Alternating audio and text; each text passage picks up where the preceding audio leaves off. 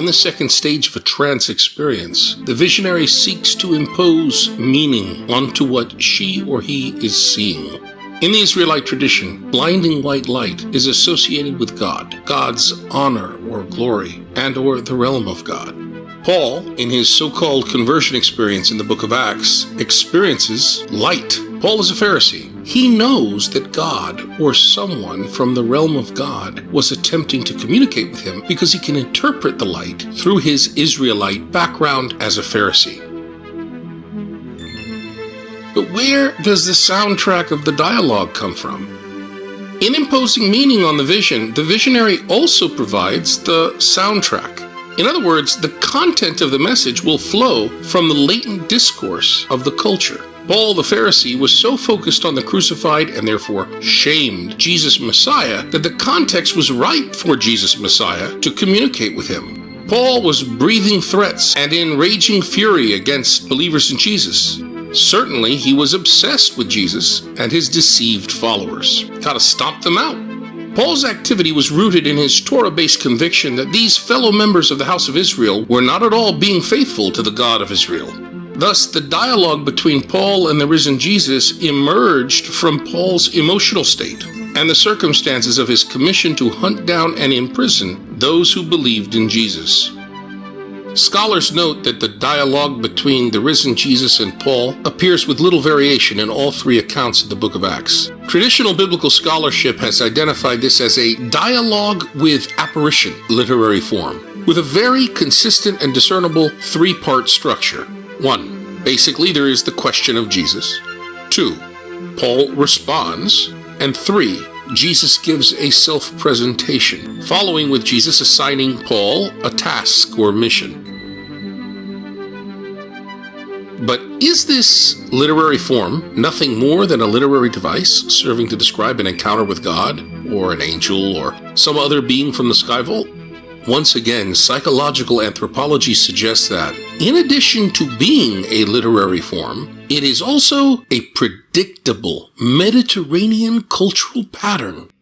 This is how Mediterranean people, who believe that the wind around them is filled, teeming with spirits, have learned to react to such an experience with spirits.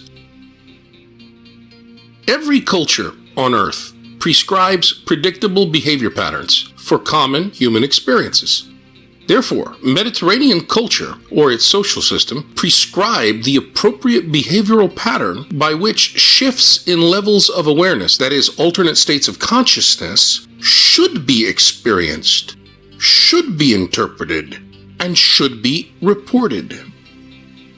The actual dialogue reported in the book called Acts is quite likely not a verbatim report entrusted at some time by Paul to the author called Luke. It is rather, as scholars note, facts with interpretation. Paul experienced the risen Jesus in an alternate state of consciousness, fact, and he interpreted his experience for himself. Every visionary does this. The author called Luke cast Paul's interpretation into the form of this dialogue. Of course, it is also possible that Paul reported his interpretation of his experience with others by means of this very dialogue. However, his own comments in his letters never make any such reference, and that idea therefore becomes doubtful. But it is impossible to determine where in the reports of Luke the facts end and the interpretation begins. But it is important to keep in mind that a factual event does underlie his reports. The upshot of Paul's experience is that he realizes how mistaken he has been. If Jesus speaks with him from the realm of God, then Jesus was approved by God, rather than condemned or rejected by God. Jesus is indeed the Messiah. The result of the experience in each of these three reports in the book of Acts is easy to see. First, a dramatic change takes place in Paul's understanding of Jesus. Second, Paul is entrusted by God with a new mission, or set of missions. These are two very common results of trance experiences in all cultures. First, the visionary receives new insight into a problem or an answer to a nagging question. And secondly, the visionary is enlightened about or empowered to take action. for a new direction in life.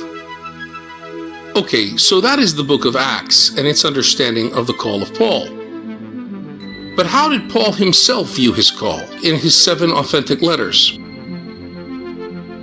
In his 7 authentic letters, Paul understands himself to be a holy person, called by God to a specific task. Anthropologists have a word for such a holy person, a shaman. This is taken from the Siberian Tungus people. It's their expression for holy persons, men or women, in their culture. However, the phenomenon of holy person is found in all cultures, and therefore cultural anthropologists have adapted the word to use for holy persons of whatever culture.